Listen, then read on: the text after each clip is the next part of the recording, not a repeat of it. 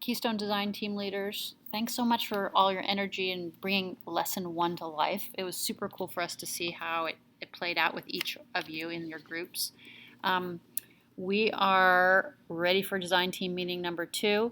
Evan and I are here in the library bringing you a short video of how to carry out lesson 2. We're going to have all the materials provided for you. So all the activities that are described, everything you'll need will be already in the auditorium. One of the pieces that we heard was that it was quiet and that it was not as energetic as we thought it would be. So we're bringing you some activities that tap into some different modes, mostly discussion, so that students are engaged in a different way and thinking about their topics in a different way. I'll also add that some of the feedback was that if students sat in the auditorium chairs, they tended to go into kind of a passive mode. We recommend creating more of a round table atmosphere, either sitting around the table or sitting in a circle in chairs to give a kind of group feel. So Evan and I are going to go through the activities, but I just want to mention that we really emphasize that you have adequate time for the reflection activity.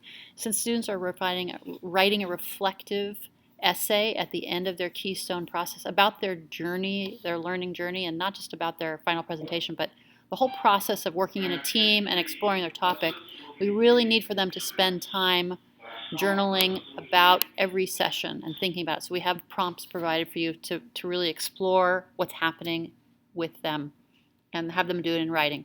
Okay, so we're going to start with a quick warm-up. It's going to be 5 minutes. Totally fun.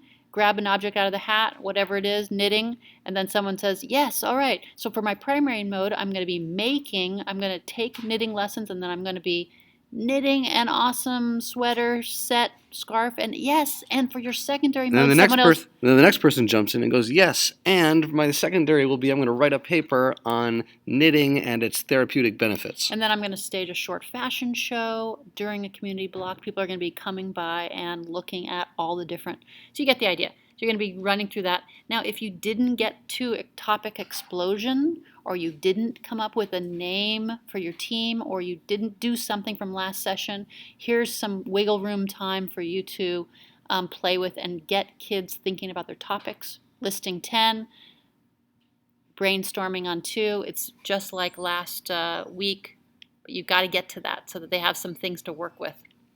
Good. So the majority of the session is going to be these group interviews. Students who've had my classes before are familiar with pitch groups. It's a little bit like that. The prompts for the person, the prompts for the person who's present, guys. The prompts for the people. Go. Sorry. The prompts for the person who's presenting are going to be laminated and put on a big piece of paper so that the person can have something to look at to prime their to get them talking. And the goal is to for somebody who's presenting on their topics, it's to open up their thinking, slow them down a little bit, get them to kind of think of them kind of in therapy. They're like talking to their therapy group about how their project is going and what's working for them and what's a challenge. But not in a weird way. Not in a weird way, of course not. None of this is weird. After that person is done, then the group will take time to reflect as a group.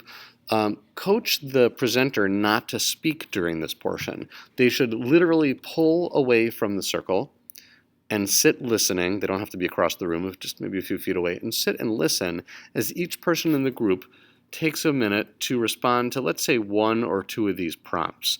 And since to respond to those prompts, it might be helpful to take a moment before you begin to review what the prompts are so that when the laminated card comes to people, they're not suddenly unfamiliar with what the ideas might be. Everybody has a sense of kind of what their response is going to be. So the person has presented in this non-weird therapeutic manner, spoken to the group, they pull their chair away, and the group takes a minute. Each person shares some thoughts. How would they do it? What would they do differently? They observe how the person seemed energetically when they talked about different things. That's about it for that section. Finally, you're going to devote a good 10-15 minutes to the reflective writing. The prompts for the reflective writing will also have on a printed out for you, because some students found that just listening to the prompts was difficult and they'd ask over and over again, what was it? What was it? So we'll have the 3 prompts for you. They're here, and you can give kids time to really think about each one and write about it. After watching this video and listening to it, if you still have any questions, don't hesitate to reach out to us. We can clarify anything. And we're really looking forward to being there to support you. Thank you.